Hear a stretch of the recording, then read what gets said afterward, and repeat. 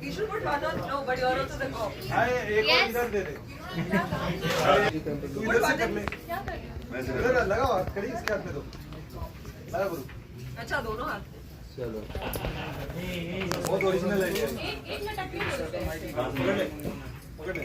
Sir आप देख लो आपको क्या करना है। आप भी बैक हो जाओ। थोड़ा थोड़ा पीछे ओके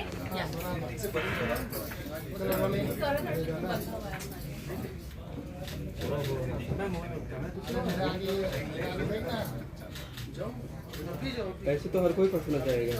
अच्छा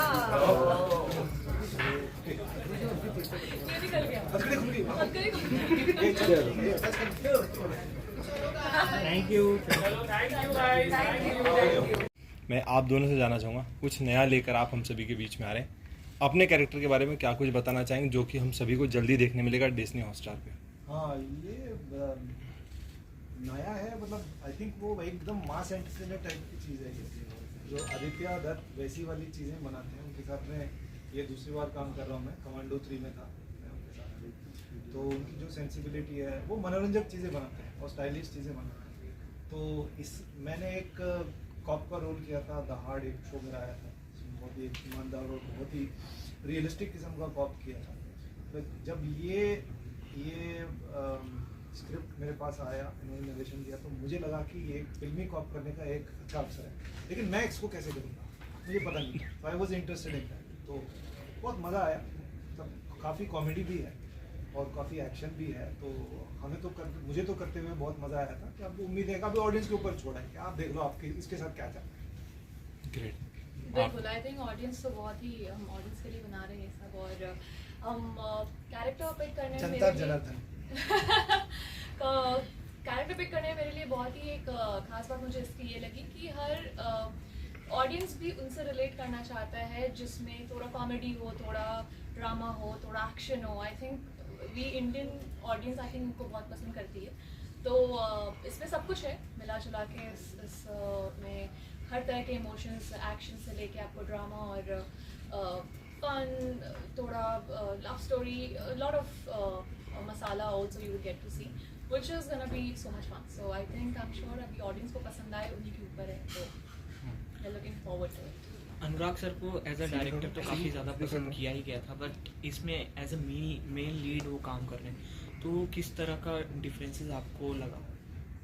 हाँ, तो वही कि मेन लीड है ना, तो अभी उनके पास मेकअप मैन है, एक असिस्टेंट है, 4 मैनेजर है। नहीं, मैं मजाक कर रहा हूँ, इसको समझ नहीं आ रहा है। नहीं, वो काफ़ी अच्छा कर लेते हैं एक्टिंग, क्योंकि वो थिएटर करते थे पहले। जब वो पहले मुंबई आए थे तो मकरंद सर के साथ बहुत नाटक किया उन्होंने, कई सारे शोज किए, लेकिन वो फिल्म मेकर ही बनना चाहते थे, कहानीकार ही बनना चाहते थे। तो उस पर ज़्यादा उन्होंने ध्यान दिया। जब उनको लिखने का और डायरेक्शन करने का मौका मिला तो फिर उधर चले गए। लेकिन एक्टिंग की समझ है, क्राफ्ट की समझ है। हाँ, हमारे जितना इंटरेस्ट लेके नहीं करते, लेकिन बिल्कुल वो कला की समझ है, उन्हें करते हैं, अच्छा करते भी। और मुझे लगता है और थोड़ा इंटरेस्ट लेके करेंगे तो और अच्छा कर पाएंगे। मज़ेदार रहा उनके साथ, क्योंकि बतौर डायरेक्टर भी मैं उनके साथ काम कर चुका हूँ, तो मेरे प्रोड्यूसर भी बने हैं। और आगे भी मेरे एक बच्चों की फिल्म की हमने, लिटिल थॉमस, उसके भी प्रोड्यूसर हैं।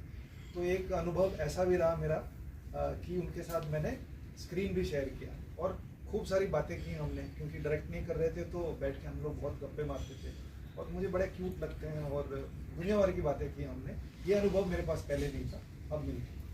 नो, इसके पहले जब आप सर के साथ काम किए थे तो वो डायरेक्टर थे, आप एक्टर थे। और प्रोड्यूसर भी थे मेरे, क्योंकि हंटर के प्रोड्यूसर थे, शादान के प्रोड्यूसर थे और पेडलर्स के भी प्रोड्यूसर बने। तो बहुत और अब एक्टिंग भी कर रहे हैं आपके साथ, दोनों में से आप सबसे ज़्यादा किसमें एंजॉय किया? आई थिंक दोनों एंजॉय किया, बिकॉज मेरी शुरुआत उनसे हुई थी ना। मेरा पहला अपॉर्चुनिटी उन्होंने दिया था और बहुत भरोसा किया था और एक अच्छा अपॉर्चुनिटी दिया था। देवडी के बाद वो एक छोटी फिल्म बनाई थी, उसमें एक बहुत बढ़िया रोल मिला था। तो उसके बाद शैतान जैसी फिल्म को उन्होंने प्रोड्यूस किया, वो मेरे लिए काफ़ी इम्पैक्टफुल रहा। मैं आज उसी की वजह से काम कर रहा हूँ, जो भी काम मिल रहा है।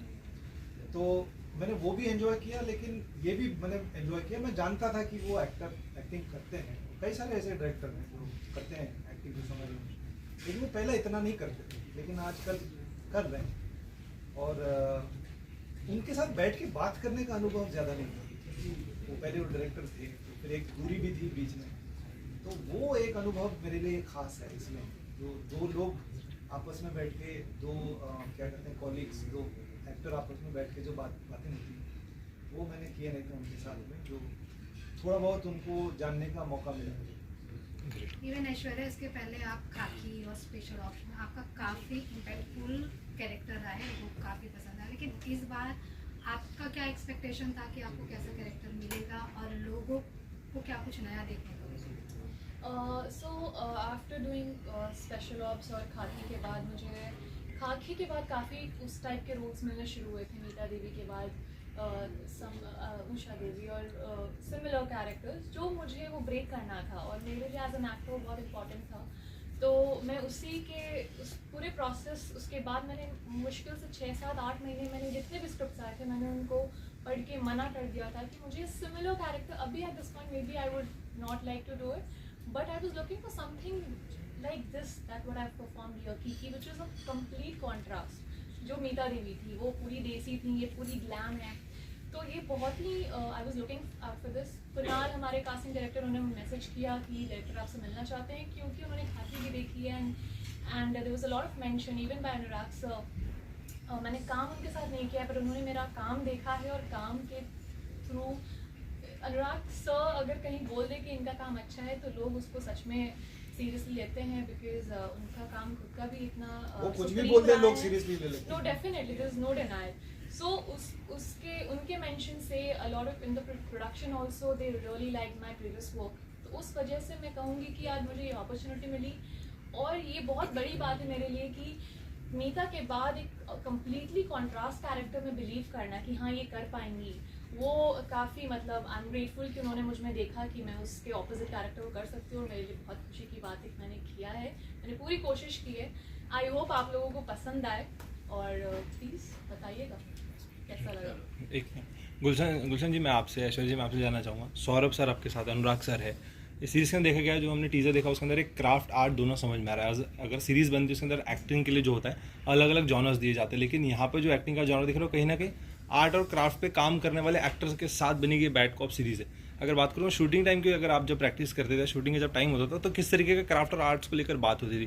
क्योंकि सौरभ सर कहीं ना कहीं एक्टिंग गुरु भी कहा जाता है इंडस्ट्री में, आप लोग की क्राफ्ट और आर्ट्स को लेकर किस तरीके की मेमोरीज होती थी सेट की, क्या बताना चाहेंगे? एक बात मैं बहुत ज़रूर बोलूँगी कि जब मेरे पास ये स्क्रिप्ट आई थी तो मुझे जब बताया गया था, मेरे पास आया ही था कि this is for the lead character with Gulshan Devaiah, Saurabh Sachdeva, Harleen and तब अनुराग कश्यप। ये it was a no brainer for me as a viewing actor. I kind of feel personally कि मेरे लिए it's a privilege to be working with such, for me I think these are इतना सब कुछ तो brain है, These क्या are no brainer? legends. बहुत ये इंटेलिजेंट है, नो ब्रेनर ऐसे ही बोल रही है। नहीं सीरियसली आई मीन मैं तो बहुत खुश थी, मतलब मुझे इंस्टिंक्टिवली मुझे लगा I have to do it and बहुत ही अच्छा काम लगा मुझे बहुत पसंद आते थे ये।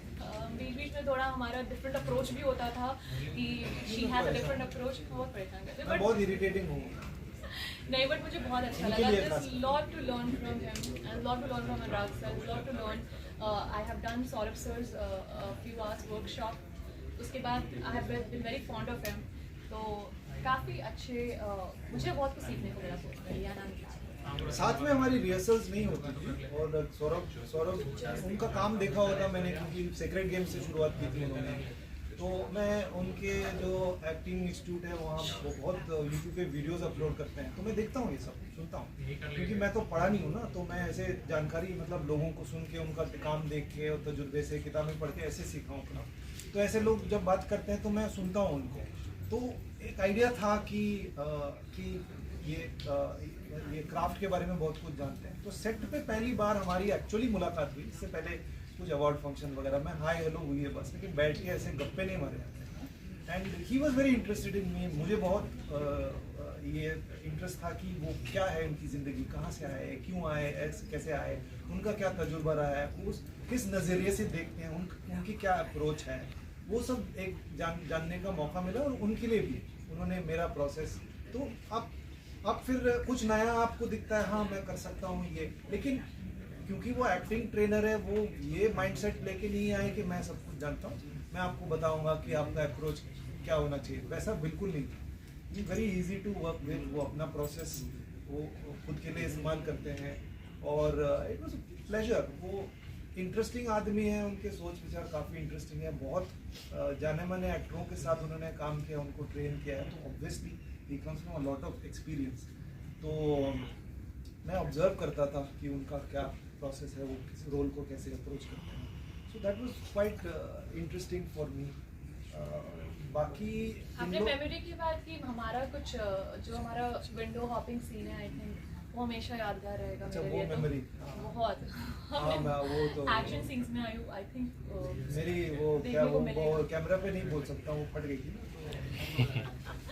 इन्होंने, हाँ। फन था। मैं तो बहुत एक्साइटेड थी, आई मीन बट इन्होंने संभाला। आई थिंक हम में से कोई ये गिरने वाला भी था। मुझे लगा मैं इनको संभाल रहा हूँ, लेकिन मैं नहीं बट संभाल रहा। एक्चुअली नहीं संभाल रहे थे, मुझे पता था, संभाल रहा था? but नहीं संभाल रहे थे आप। नहीं हो रहा था, मुझे लगा कि मैं आपको संभाल रहा हूँ, लेकिन मैं मेरी खुद ही हालत इतनी खराब थी वहाँ पे। तो मैंने संभाल लिया, बट